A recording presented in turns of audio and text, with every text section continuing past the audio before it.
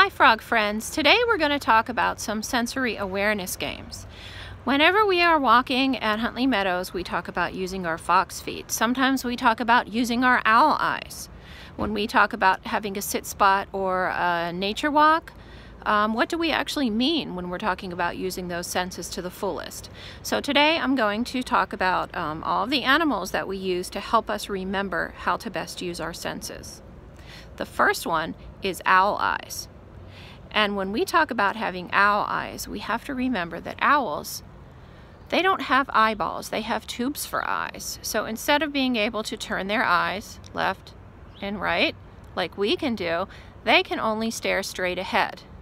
And the way they make up for that is that they can turn their head 270 degrees. And what that means is that if I were turning my head without moving my body, my head wouldn't stop there.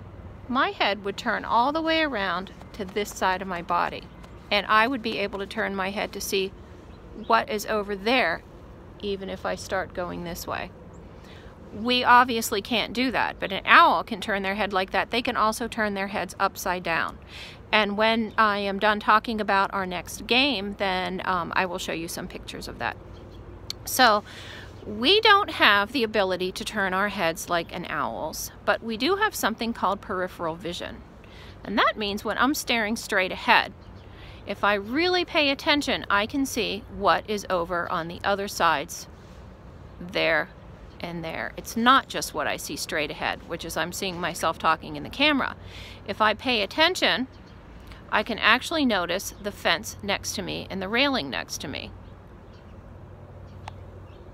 Over there. And if I pay attention to what was coming out of the other side, I can see a bush next to me, and I can even see the neighbor's railing. And I have not turned my head. So for you, your game is going to be staring straight ahead and looking straight ahead, putting your arm out and seeing how far back you can move it away from your body and still see it. Maybe you can have a brother or sister or parent come and walk up from behind you very, very slowly, and you can tell them to stop when you see them coming into your field of vision without turning your head.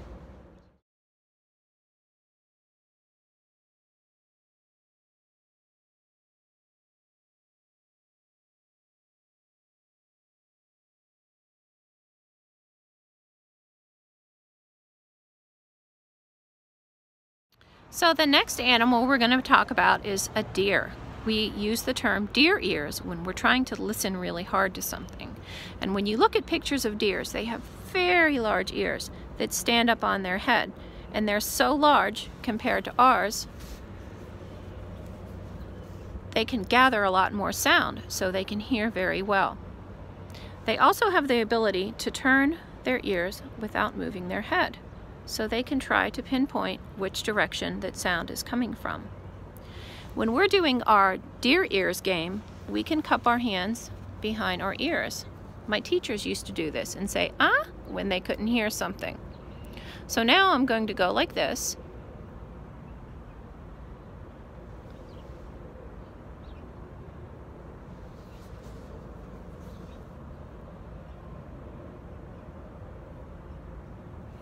And as a matter of fact, I can actually hear a stronger roar of traffic when I put my hand like that.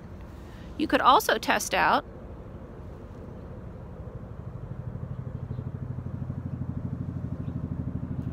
turning your ears, your fake deer ear here, and it actually allows you to gather more sound from this side when you're turned that way, and more sound from this side when it's turned that way. You could also practice using both hands behind each ear and see if you can move them around and see what you can hear differently when you use one hand, two hands. Following this is a video that's kind of shot from YouTube, and I wasn't sure how to merge it onto these iMovies, so I've videotaped the video, and it's really cool though because you can actually watch the deer as they're moving around and watch their ears very closely. They twitch them around as they try to pinpoint where noises are coming from, even while their head is not moving. And it's about a minute long, so enjoy the video and go out and practice afterwards your deer ears.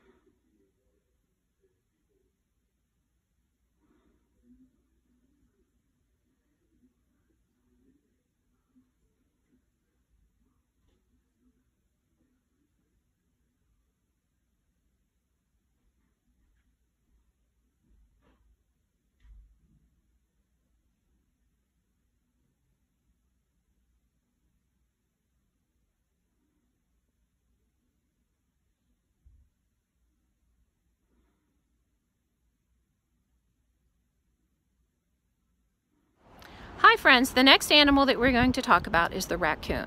And raccoons are known for their excellent sense of touch. The parts of their brains that interpret the sense of touch and the ability to interpret what they're feeling is much bigger than most animals and bigger than ours. They have the ability to know what they're feeling and think of how that helps them when they're looking for food at night, and when their hands or their paws are wet, their paws are even more sensitive. When you look at prints of a raccoon that we often see in our puddle at Frog Pond or that we see on the boardwalk at Huntley Meadows, they look like little hands. But raccoons don't have the extra skin or webbing that perhaps a dog or a cat would be, so their prints look like hands, but they do indeed have paws. And the pictures that will follow are going to be the outside, then the inside, and then a raccoon fishing. And after you peek at those, we'll talk about a game.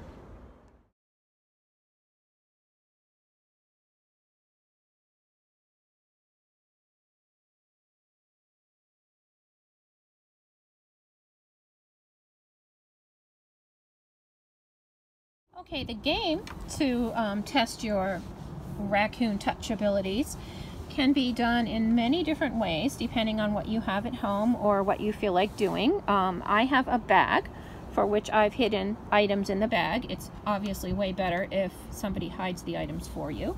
Or perhaps you could put something in a sandbox and hide things under the sand where you can't see them, and you can also use dirt. You can use water if you want to put some bubbles in your bath or some way that you can't really see under the water well. That's another good way to hide things. And then you put your hand in, and before you pull it out and look at it, you touch it. And so I have something that feels like it is soft, and it is something that is stretchy. So I'm going to guess that it is the hairband that I put in there. And yes, it is. I'll put my hand back. Oh, I'm cheating, but here is a cotton pad that I found, and I would have described that as very soft and very fluffy. I would have noted the bumps that I knew were on there, and I would have noted the shape, and I probably could have guessed that fairly easily. And I think I put one more thing in here for an idea. Oh yes, this is hard, and it's round, and it's little, and one end is flat and one end is round, and I know that's the little lip gloss that I put in there. And here it is. So use your imagination. There are many, many things that you can play by hiding and guessing by your sense of touch only. Have fun. Hi friends, right now we're going to talk about fox feet. And you know this very well because we do fox feet a lot at Huntley Meadows. And I was going to show you a little more specifically what we mean by using your fox feet. So here's walking. I need you to pay attention, listen to whether or not I can sneak up on an animal I'm trying to catch if I'm just walking normally.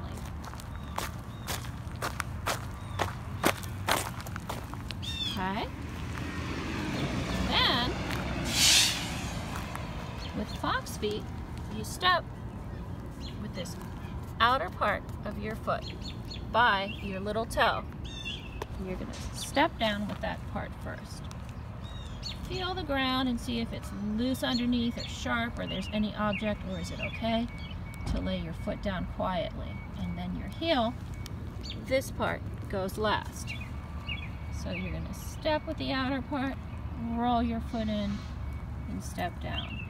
And when you watch the pictures, when you look at the pictures of the fox that I have following this video, you'll notice that when they step, their back foot often steps where their front foot was. So when we talk about a fox walk, we pretend there's like an invisible line in between our feet. And our feet need to be straight out, not like this. They need to be straight out and crouched a little bit, because that gives us better balance. And also, when you watch the fox stalking in the picture that I've included, you'll see that fox is crouched down too. So you're going to step, and then your other foot is going to come and step kind of in that line. And you're going to step one foot at a time. And now I want you to listen. And you'll notice how much softer my stepping is. And this, my friends, makes it a lot easier for a fox to hunt and to look for food without being seen.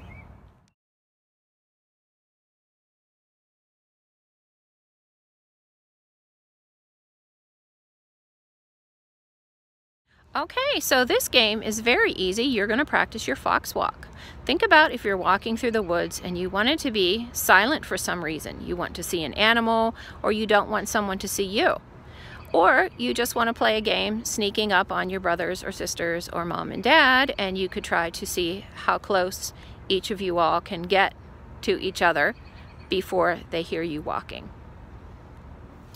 Okay, friends, the last animal guide to helping us use our senses to the fullest is the dog. And the dog is renowned for its sense of smell. Dogs use their sense of smell like we use our eyesight. That's how they gain most of their information of what's going on in the world. Dogs can smell up to 1,000 times better than we can. In fact, they only need a tiny drop of something to be able to recognize a scent. And if a scent of a person or a thing was in a place over a week ago, they could still smell it, and they know that it was there. And their noses have two parts to them. They have a part that's for breathing and a part that is for smelling. So when they have a particular smell that they want to keep in there, they don't lose it. When they exhale, it stays in their nose. And they also can use their nostrils independently, which means this one can smell from there and this one can smell from there. So if you see a dog sniffing in the wind, trying to pinpoint where something is, that's part of how they can do it so well, because both parts of the nose work independently or separately from each other. So there are a lot of games you can do that help you test your sense of smell. One of them is to put an object hidden somewhere and try to find it, maybe crawling around close to the ground or the grass like a dog would. Maybe somebody can spray cologne on a cotton ball or a piece of tissue and hide it somewhere and see if you can find it. Maybe somebody can hide a couple spices that you know. For instance, we use vanilla at school, we use cinnamon at school, we use cloves at school, and put a blindfold on and smell each of those spices by itself and see if you can tell which one it is. It's also a good way to learn about new herbs and spices. Whatever your parents are using in dinner for the night, maybe you could smell, say they're using basil, and you can smell it, you could taste it in the food, and then the next day, see if you can pick that smell out from a couple choices to learn a new smell. I'm going to do a Find It game with my dog, and I have two toys, a donut and a piggy that she's ripped all apart, and I like to hide treats in them. So I'm going to see if I could put both of the items down and see if she can find which one has the treat in it. And I'm going to tell you that it's going to be the donut. Okay, so let's see. And I'll also have a picture of a dog's nose up close for you to look at. Have fun. This goes. Come here, Daisy. Come here. Come here. Okay, that's what she's going to be looking for now. Daisy, look. Find it. Find it.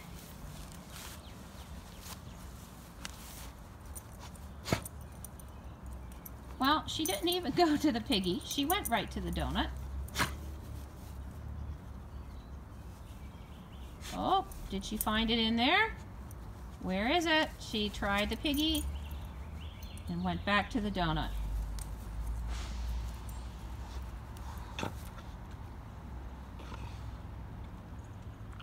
And there we go. In 40 seconds, it looks like she found the treat. And we're going to try one more. I brought out some little popcorn. Sit. Not yet. Not yet. Not yet.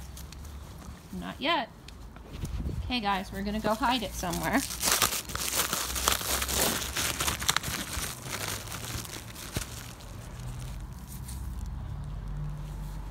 Find it.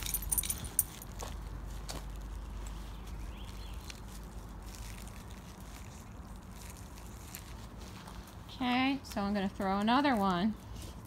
Where is it? There it is. Ready? Find it.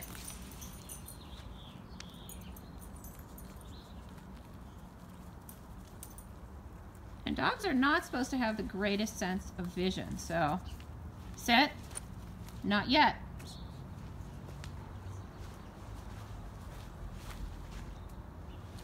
Okay, find it.